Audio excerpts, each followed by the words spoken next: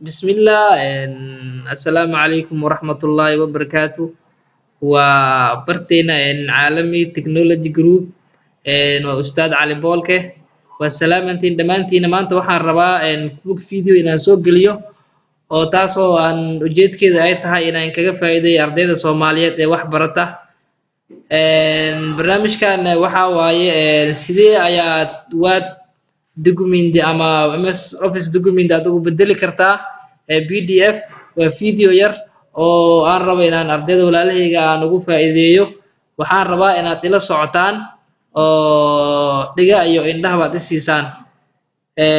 oo fiirsada wadada aan marayo waa inaad martaan marka hore waxaan rabaa inaan u fiirsada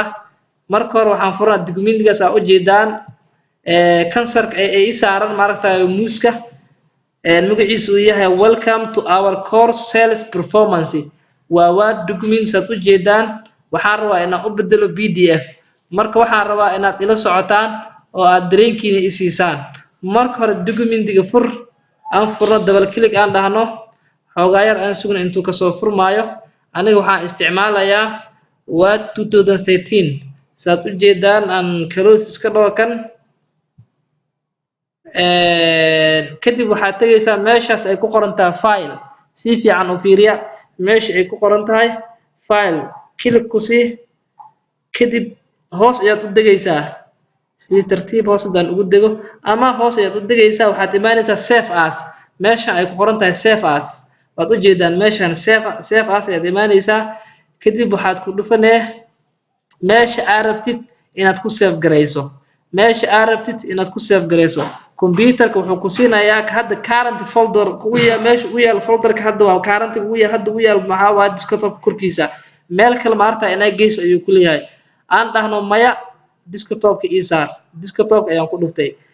kadib waxaad furaysaa meesha ay ku qoran tahay word document saad u jeedaan word document fanaxdaas yar ee meesha ka soo muuqato ayaad click ku siinay waa furee click aan ku sii kadib hoos ayaad u degaysaa waxaad aadaysaa meesha ay ku qoran tahay meeshan oo ah PDF click ku sii kadib waxaad leedahay magacaad u bixinaysa magacaan ka bedel waxaan leenahay sales performance bis aan u bixinaynaa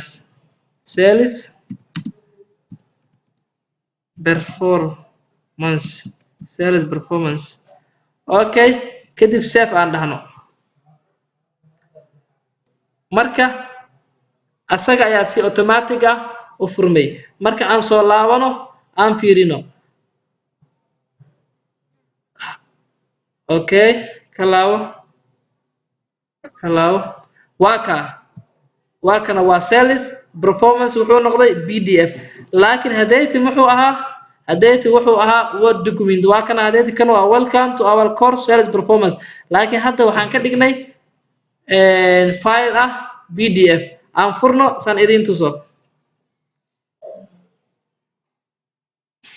akhare waa ka asoo filekii asoo ah PDF aan yaree shaashada saad u jeedaan waa PDF ma ahan waan ka soo bedelay MS Word ka soo bedelay file oo PDF aan ka dhigay sababta loogu dhigay PDF waxa waaye kumbisuusan fayraskaaga cunin hadduu mar PDF ka dhigatid fayraska awood uma lahan inuu file uu ka cuno okay cancel aan iska dhaho waxaan rabaa akhyaaray inaan idin sheego kaliya Microsoft Office ka ama lagu sameyn karo ee barnaamijkan waxa waaye 2010ka iyo 2013ka iyo kuwa kale oo ka dambeeyo maxaa yeelay 7ka malaha barnaamijkan aad iyo aad u mahadsantiin daawashadiina waxaan rabaa intaadan ka bixin inaad page-kan cusub ee caalami technology group aad maaragtay subscribe aad dhahdaan kadibna gabalaalka soo baxay aad taawataan waadna mahadsantiin si uu ku soo gaaro casharada cusub ee aan soo gelino waa mahadsantiin